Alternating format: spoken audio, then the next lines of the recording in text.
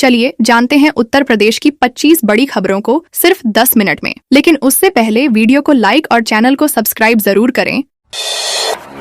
UP में बस में लगी भीषण आग। बलरामपुर में ट्रक की टक्कर के बाद बस में आग लग गई। हादसे में 3 लोग जिंदा जल गए और 24 यात्री झुलस गए, जिनमें 6 की हालत गंभीर है। बस नेपाल बॉर्डर के पास सोनोली से दिल्ली जा रही थी। टक्कर इतनी भीषण थी कि बस हाई टेंशन लाइन वाले खंबे से टकराई, जिससे शॉर्ट सर्किट हुआ और आग फैल गई। यात्री शीशा तोड़कर बाहर कूदने लगे। फायर ब्रिगेड मौके पर पहुंची और फंसे यात्रियों को बचाया। मृतकों की पहचान नहीं हो पाई और चालक कंडक्टर का कुछ पता नहीं है। लखनऊ में बेकाबू कार ने कई वाहनों को टक्कर मारी। लखनऊ के सैरपुर थाना क्षेत्र में IIM रोड पर तेज रफ्तार कार ने कई वाहनों को टक्कर मार दी। टक्कर इतनी भयंकर थी कि वाहन क्षतिग्रस्त हो गए और सड़क पर अफरा तफरी मच गई। हादसे में 2 लोगों की मौत हुई और आधा दर्जन से ज्यादा लोग गंभीर रूप से घायल हुए। मृतकों की पहचान राजकुमार और मिथिलेश के रूप में हुई। चालक की हालत भी नाजुक है। पुलिस ने तुरंत घायलों को अस्पताल भेजा और शव पोस्टमार्टम के लिए भेज दिए। हादसे की जाँच जारी है और सुरक्षा की अपील की गयी। KBC में वाराणसी के शिवांग ने जीते 12 लाख। वाराणसी के शिवांग पांडे ने कौन बनेगा करोड़पति में 12.50 लाख रुपए जीतकर रिकॉर्ड बनाया। 25 लाख रुपए के सवाल पर कंफ्यूजन के कारण उन्होंने खेल से क्विट कर लिया। हालांकि उनका जवाब सही था। उन्होंने सुपर संदूक राउंड में 1.5 मिनट में 10 सवालों का सही उत्तर देकर 1 लाख रुपए का विशेष पुरस्कार भी जीता। अमिताभ बच्चन ने उनकी उपलब्धि पर उन्हें मुंबई स्थित अपने आवास पर परिवार सहित भोजन के लिए आमंत्रित किया। प्रायोजकों की ओर से शिवांग को 2 साल के लिए गाय का शुद्ध घी और सोने से बने गेहूं के दाने भेंट किए गए। झांसी में ज्वेलरी चोरी करने वाले 3 बदमाश गिरफ्तार। झांसी पुलिस ने मुठभेड़ में 3 बदमाशों को गिरफ्तार किया। बदमाशों ने 23 नवंबर को ग्राम पंचायत कर्मचारी अरुण कुमार के घर से 35 लाख रुपए के जेवर और नकद चोरी किए थे। पुलिस ने लगभग 16 लाख रुपए के जेवर बरामद किए। पंचवटी क्षेत्र में हुई मुठभेड़ के बाद बदमाश पकड़े गए। चोरी की गई संपत्ति में 29 तोला सोना, 1 किलो चांदी और 2.75 लाख रुपए नकद शामिल थे। बाकी की कीमत का माल अभी भी बरामद होना बाकी है। मामले की जाँच जारी है और पुलिस आरोपियों से पूछताछ कर रही है।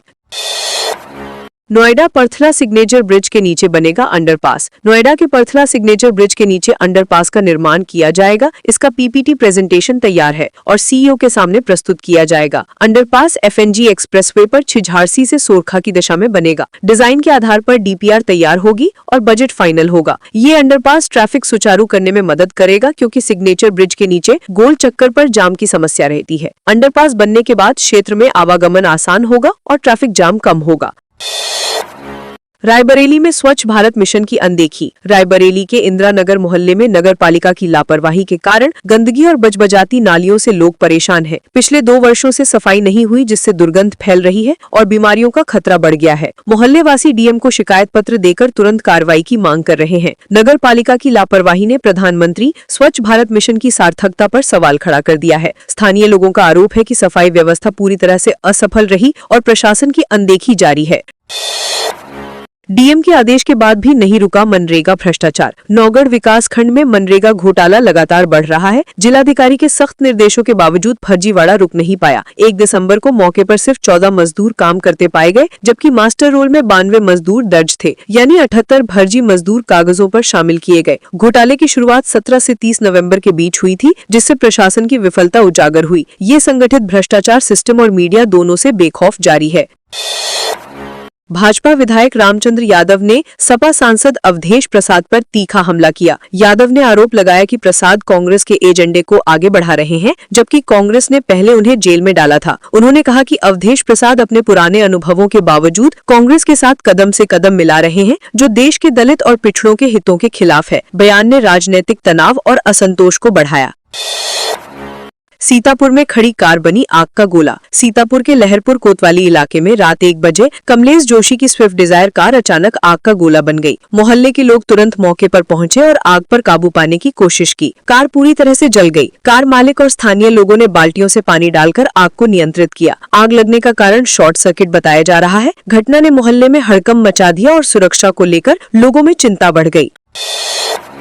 हरदोई में पुलिस मुठभेड़, 2 बदमाश गिरफ्तार। हरदोई के पिहानी क्षेत्र में पुलिस और बदमाशों के बीच गोमती नदी पुल के पास मुठभेड़ हुई। सीओ अजीत चौहान के नेतृत्व में पुलिस टीम चेकिंग कर रही थी। मोटरसाइकिल पर सवार 2 संदिग्ध युवक पुलिस को देखकर भागने लगे और बदमाशों ने पुलिस पर फायरिंग की। जवाबी कार्रवाई में सीतापुर निवासी अलाउद्दीन के पैर में गोली लगी और उसे मौके पर दबोच लिया गया। दूसरा आरोपी सद्दाम भी गिरफ्तार हुआ। पुलिस ने मौके से 315 बोर का तमंचा, 2 जिंदा कारतूस, 1 खोखा और मोटरसाइकिल बरामद की। घायल अलाउद्दीन को जिला अस्पताल हरदोई रेफर किया गया। सद्दाम का आपराधिक इतिहास भी रहा है। बकरी के लालच में पिंजरे में फंसा तेंदुआ। बहराइच के महसी के तेजवापुर कस्बे के कारीपुरवा कठा गांव में वन विभाग ने 5 दिन की मेहनत के बाद तेंदुआ पिंजरे में कैद कर लिया। एक महिला पर हमले के बाद तेंदुआ पकड़ने के लिए कई लोकेशन पर पिंजरे लगाए गए। अंततः उसकी लोकेशन का पता चलने पर बकरी को पिंजरे में बांधा गया। तेंदुए ने बकरी पर झपटा मारा और पिंजरे का गेट बंद हो गया। ग्रामीणों ने सुबह तेंदुए को पिंजरे में दहाड़ते देखा और वन विभाग को सूचना दी। वन विभाग ने मौके पर जाकर तेंदुए का रेस्क्यू किया। मेरठ में 5 डिग्री गिरा रात का तापमान। दिसंबर की शुरुआत में मेरठ में ठंड का असर दिखाई देने लगा। रविवार रात न्यूनतम तापमान 10.6 डिग्री से गिरकर 5.2 डिग्री सेल्सियस हो गया, जिससे ये प्रदेश में सबसे ठंडी रात बन गई। दिन का तापमान अभी स्थिर है, लेकिन सुबह और देर शाम की ठिठुरन तेज महसूस होने लगी। लोगों ने धूप में गर्माहट लेने के लिए पार्क और छतों पर समय बिताया। मौसम विशेषज्ञों का कहना है कि दिसंबर में ठंड और बढ़ सकती है। इस गिरावट के कारण शहर में स्मॉग और हल्की ठिठुरन आम लोगों को परेशान कर रही है। प्रतापगढ़ पुलिस लाइन में साप्ताहिक परेड की सलामी। प्रतापगढ़ में अपर पुलिस अधीक्षक ब्रिजनंदन राय ने पुलिस लाइन में साप्ताहिक परेड की सलामी ली। इस दौरान पुलिस कर्मियों की अनुशासन, एकरूपता, फिटनेस और कार्यकुशलता की जांच की गई। टोलीवार ड्रिल और शस्त्र अभ्यास कराया गया। सुरक्षा और प्रशिक्षण की निगरानी ड्रोन कैमरे से की गई। अपर पुलिस अधीक्षक ने पुलिस कर्मियों को उच्च स्तर की तत्परता, अनुशासन और एकरूपता बनाए रखने के लिए प्रेरित किया। प्रशिक्षण प्रक्रिया और परेड के संचालन को व्यवस्थित और प्रभावी बनाने के लिए हर पहलू पर ध्यान दिया गया। ओवरलोड ट्रकों को पास कराने वाले 3 सिपाही निलंबित।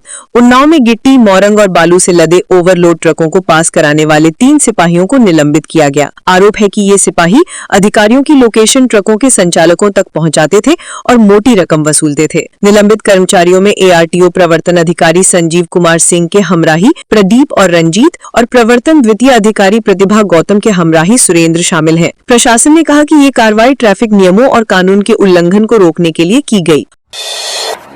हरियाणा साइबर टीम ने सोनभद्र में की छापेमारी। हरियाणा की साइबर टीम ने रोहतक जिले से सोनभद्र के रॉबर्ट्सगंज कोतवाली क्षेत्र में एक कपड़े की दुकान पर छापेमारी की।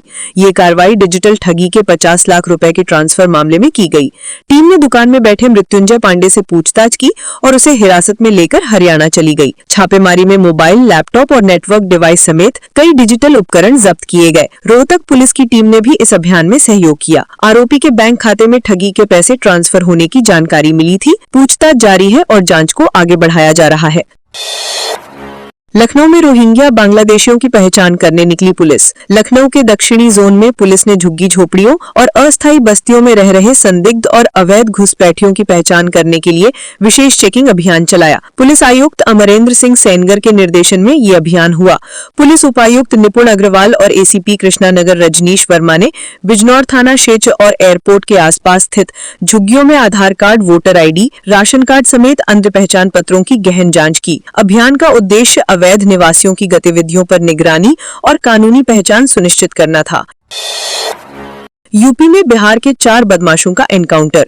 जालौन पुलिस ने कोंच कोतवाली क्षेत्र में सोमवार रात 4 बिहार के बदमाशों से मुठभेड़ की। बदमाशों ने पुलिस पर फायरिंग की। जवाबी कार्रवाई में चारों के पैर में गोली लगी। पुलिस ने 2 बदमाशों को तुरंत पकड़ लिया, जबकि 2 भाग गए। 3 घंटे बाद जालौन कोतवाली क्षेत्र में मुठभेड़ के दौरान शेष 2 बदमाशों को भी पकड़ा गया। चारों बेगूसराय, बिहार के रहने वाले हैं। सभी आरोपियों को जिला अस्पताल में भर्ती किया गया। पुलिस पूछताछ कर उनके अन्य आपराधिक कृत्यों का पता लगा रही है।